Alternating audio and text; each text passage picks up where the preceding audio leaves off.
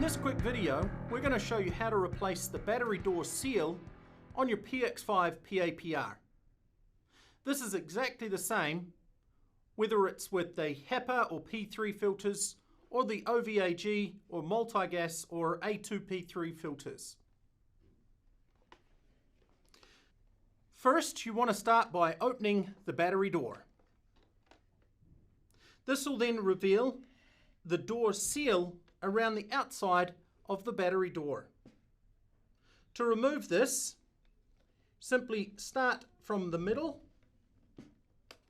and allow that seal to come away from the PX5 battery door. You can then completely remove that, and then to replace it, you'll first need to make sure that it is oriented up the right way. The little dimple in the middle of the seal needs to be pointing upward. That is the inside of the battery door.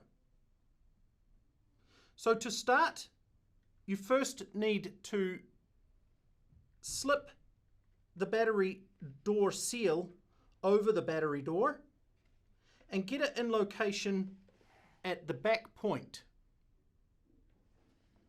You'll then be able to position the middle part of that battery door seal, making sure that it's located in the channel right the way around the perimeter of the battery door.